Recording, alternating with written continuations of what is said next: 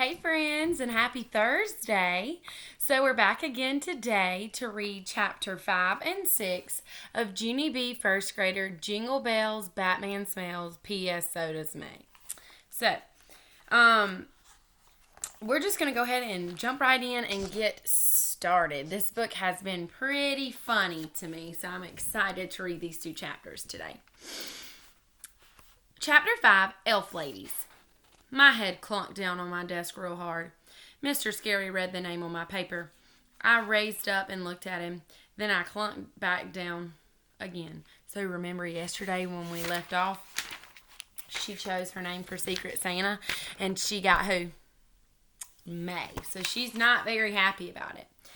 Mr. Scary said to please knock off the clunking. He took my hand and stood me up. Boys and girls, Junie B needs a little bit of help reading the name. He said, we'll be right back. Then quick as a wink, he hurried me into the hall and he closed the door.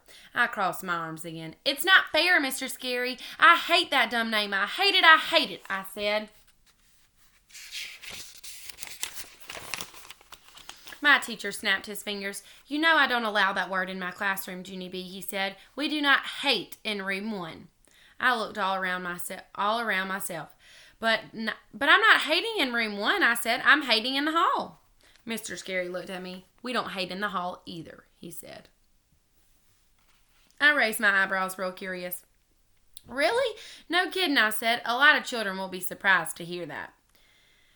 Mr. Scary bent down next to me. Look, I know you and May aren't the best of friends, he said, but this is a time of peace and goodwill, remember? And being a Secret Santa to someone you don't like is the truest form of goodwill there is. I stared at him. How do teachers come up with this stuff? Really, Junie B, he said, if you do something nice for May, you'll feel so proud inside. It will feel like a gift that you've given yourself. I kept staring. Maybe they pick it up at teacher school. After that, he ruffled my hair and he walked me back inside. Pretty soon, all the children lined up at the door, and we followed Mr. Scary to the gift shop. The media center is down the hall and around the corner. There is a gift shop lady in an elf hat. There was a gift shop lady in an elf hat. Welcome, room 1, she said. Welcome to our holiday gift shop. She smiled with the big white teeth. I'm the president of the PTO, she said. My name is Mrs. Hooks. But just for today, you can call me Elf Ellen. She looked all around. Some of you might know my son Jeff. Jeff is a big 3rd grader. Roger raised his hand in the air. I know Jeff Hooks, he said. Jeff Hooks stole my milk money last year. Elf Ellen stood there frozen. Then she quick pointed across the room. Over there is Elf Wendy. Elf Wendy and I are here to help you with your gift selections. If you have any questions, please let us know. Roger waved his hand in the air. Did Jeff Hooks ever get punished for what he did? I reported him to the office, but I never got my money back. Elf Ellen squinted her eyes at him. I meant questions about the gift shop, she said. After that, she passed out lists with the gift items on them. She told us about the prices. Children, as you can see, each of our 5 gift tables has a number on it, she said. The number on the table matches the price of all the gifts on that particular table. She pointed. For example, all of the gifts on table 1 sell for $1, and all of the gifts on table 2 sell for $2, and the gifts on table 3 sell for $3, and so on. Does everyone understand? Sheldon raised his hand. What about the gifts on table 4? How much do those go for? Elf Ellen sucked in her cheeks. Table 4 has a 4 on it, doesn't it? 4 means 4. They sell for $4. Sheldon nodded, very thoughtful. I see. And table 5?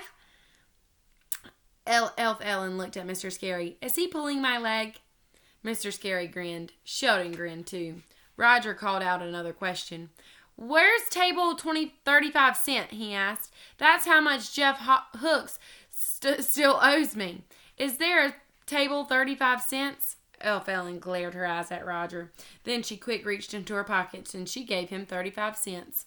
There, she said. Are you satisfied? After that, she took off her elf hat and she put it on the counter and she said that she is going on a break. Roger smiled. Mr. Scary smiled too. All right, so that was the end of chapter 5, and now we're going to read chapter 6, and it's called Giving.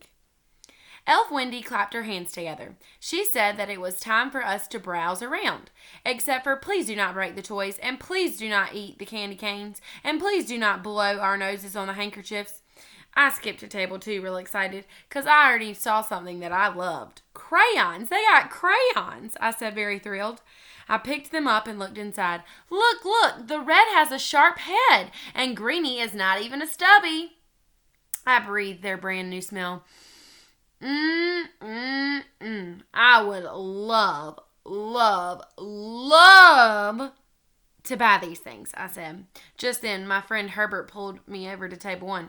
Tattoos! They've got tattoos, Junie B. And they really look real, he said. I did a gasp at those things.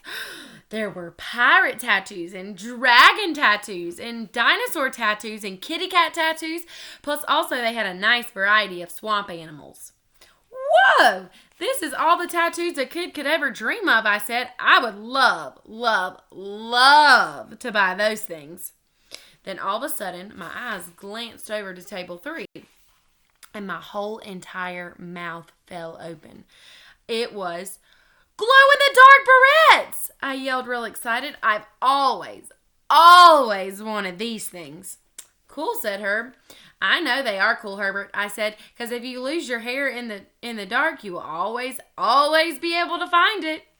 Just then, I felt a tap on my shoulder. I spun around. It was May.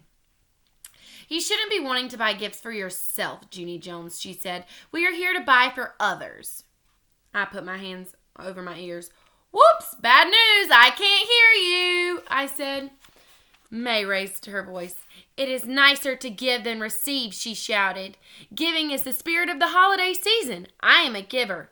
I give and I give and I give and I give. Just then, I thought I heard another voice. I turned around to look. Mr. Scary was calling out some words for us to us, I think. Yeah, only I can't actually hear you. I've got my hands over my ears, I called back.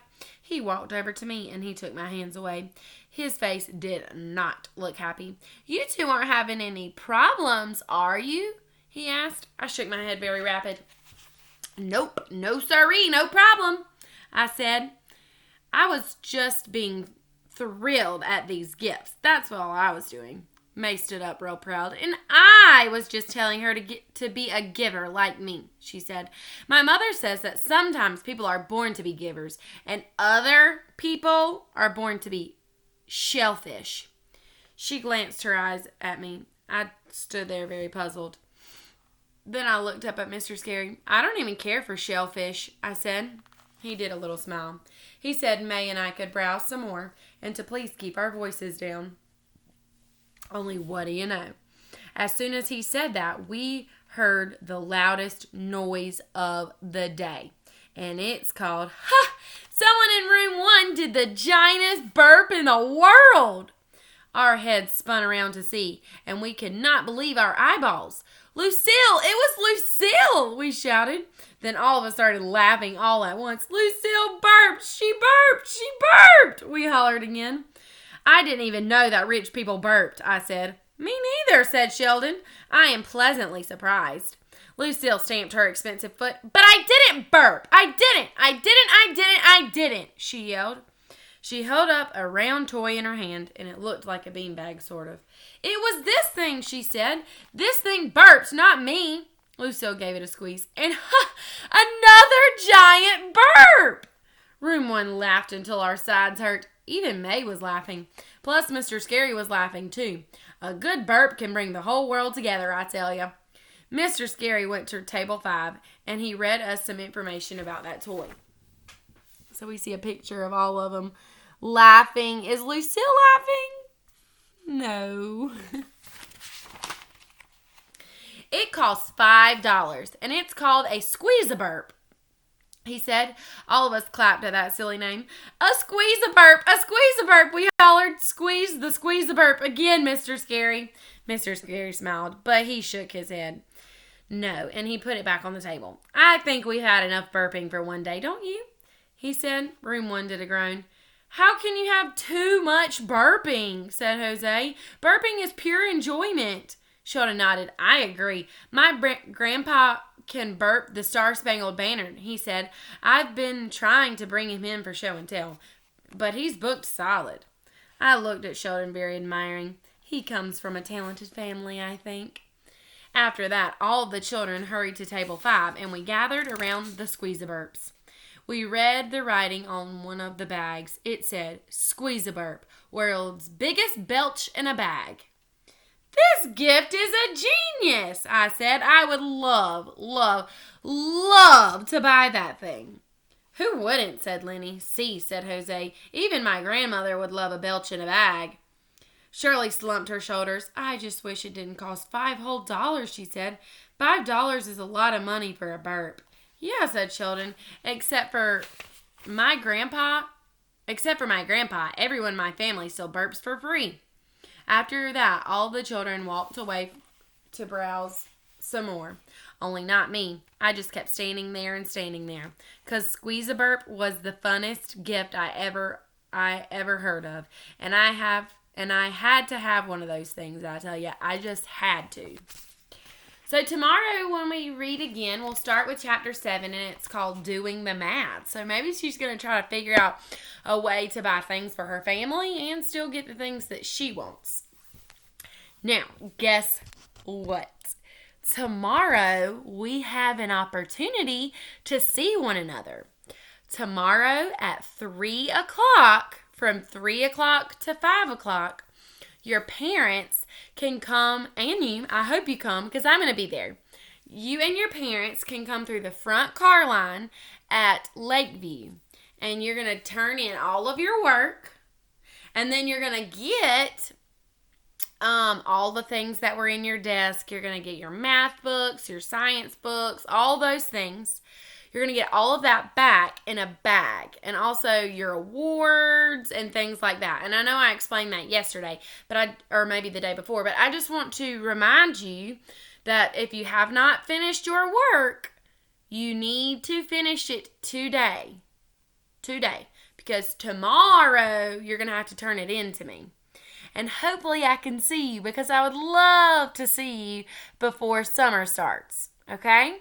So remember, tomorrow at 3 o'clock. Okay? All right. I'll see you tomorrow.